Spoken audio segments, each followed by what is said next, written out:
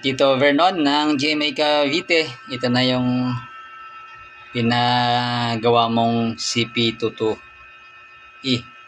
Yan ang SWR kanina ay umabot ng 1.8. Okay, so 145 tayo. SWR natin is 145. Calibrate muna tayo pala. Okay, calibrate. Okay, SWR tayo 145, 1.20, mga 1.21 yan. Okay, 146,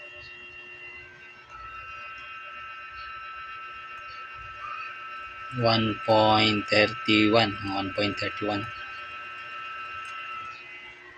147 tayo. 7, 1.31, 148. Yung mga 1.21 yan. 148, 149,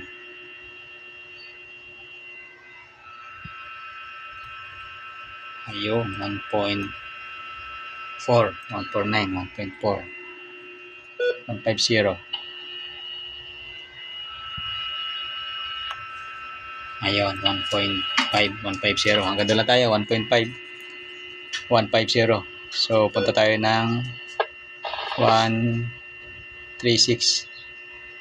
Okay, 136, 1.1, 137, 1.2, 138, 1.22, 139, 1.22, 140, 1.11, 141, 1.19 o 18, 142, 1.25, 143, 1.22, 144, 1.1, 145, 1.22. Okay.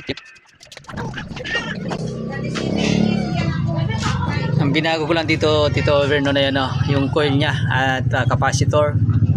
Pero yung modification nyo, hindi ko na binago yan. Okay, hindi ko na binago yung dugtong ninyo at saka yung nasa taas kasi tama naman ang sukat eh. So hindi ko na pinakailaman yan. So nag-adjust na lang ako sa coil at saka sa capacitor. Okay naman ang result, maganda. Okay.